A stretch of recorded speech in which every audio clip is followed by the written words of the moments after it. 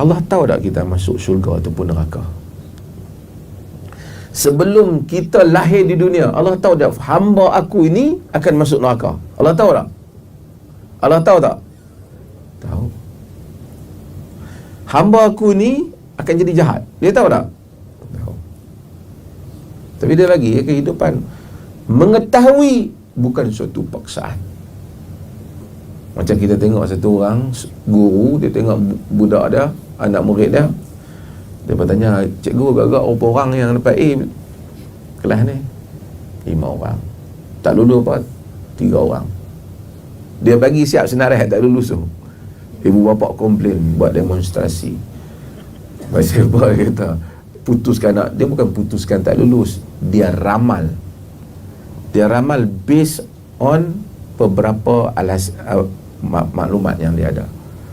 Bagi manusia kita kata ramalan. Sementara Tuhan, dia tidak ramal. Dia mengetahui hakikatnya bahawa hamba itu masuk ke dalam neraka. Mengetahui hamba masuk dalam neraka bukan bererti memaksa hamba masuk dalam neraka. Itu beza. Tuan-tuan faham ke ni? Kau saya seorang selama. Okey. Bila kita faham hal ini, kita kena faham Allah Subhanahu Wa Taala berkenan yang berikutnya menulis segala kejadian ini di dalam Lauhul Mahfuz. Jadi apa yang ditulis tentang kita memang tak salah. Sebab ditulis berdasarkan kepada pengetahuan Tuhan yang tak mungkin silap. Kalaulah kata ambil si A telah ditulis sebagai ahli neraka, adakah Tuhan telah menzalimi dia? Nampak? Si A telah ditulis sebagai ahli neraka, adakah Tuhan telah menzalimi dia? Tak.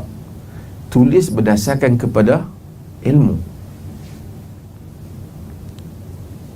Yang berikutnya, kehendak Tuhan dan ketetapannya merangkumi semua.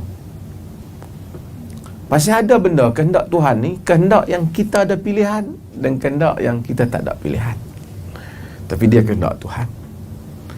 Saya nak tunjuk, tapi kehendak dia tetap akan berlaku. Macam mana?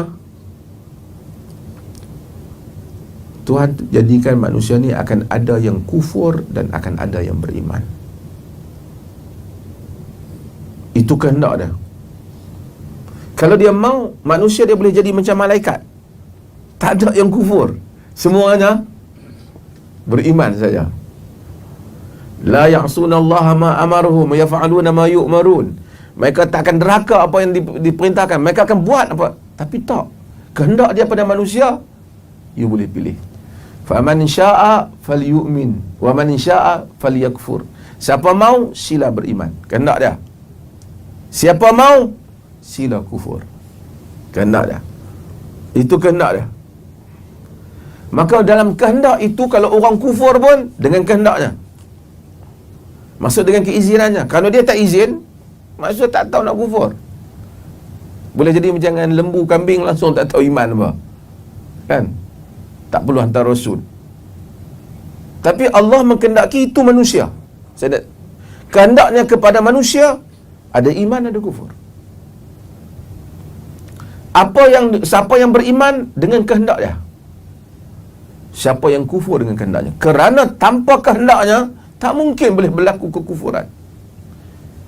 Tetapi apa yang dia kehendaki tidak semestinya dia redha.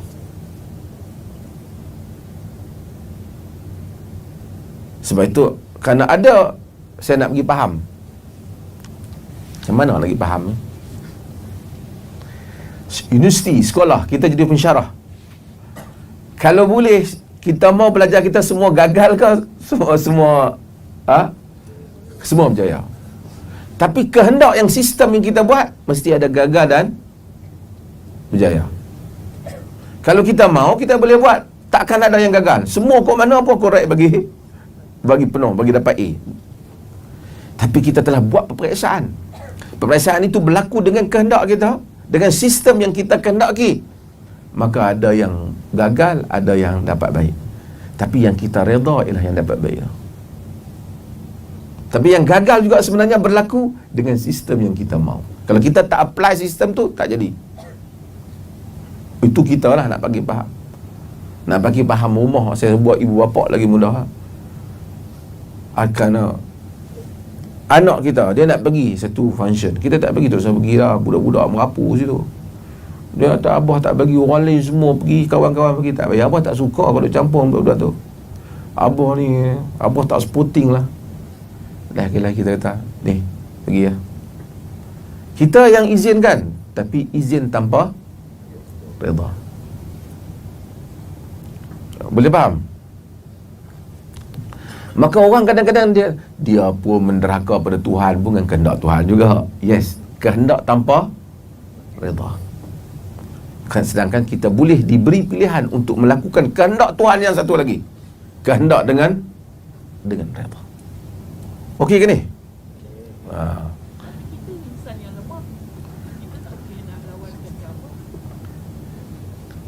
Kalau dia telah buat pilihan dalam padang alam ni, sebab dia kata faman sya' falyu'min, siapa mau sila beriman, siapa mau sila kufur.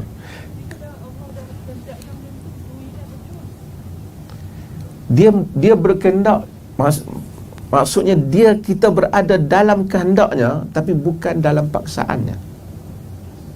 Kerana segala perbuatan diciptakan oleh Tuhan dengan sebahagiannya dengan pilihan insan. Kalau tidak, no point kenapa fulan masuk neraka, fulan masuk syurga. Kalau semua orang dipaksa, tiba-tiba dia nak masuk neraka, tak boleh lah. Itu tidak memenuhi maksud keadilan. Kita masuk syurga dengan rahmat Tuhan, tetapi di atas amalan soleh yang dilakukan. Kalau amalan soleh pun dipaksa oleh Tuhan dan amalan jahat dipaksa oleh Tuhan, maka tak ada makna kepada orang yang baik. Sama saja antara Nabi dan penentang Nabi.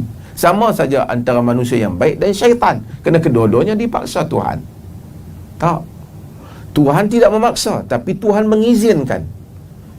Berlakunya perbuatan durhaka itu memang dengan kehendaknya. Kerana kalau tanpa kehendaknya, kerana di dalam alam ini, dalam penciptaan, tak ada satu pun mungkin boleh berlaku tanpa izin Tuhan. Kerana Tuhan ialah penguasa mutlak dan pencipta mutlak. Tetapi dia telah kehendak, di atas kehendaknya itu dia mewujudkan sistem yang mana manusia diberikan pilihan, sementara binatang tak ada akal dan malaikat tidak ada pilihan melainkan ketaatan sahaja.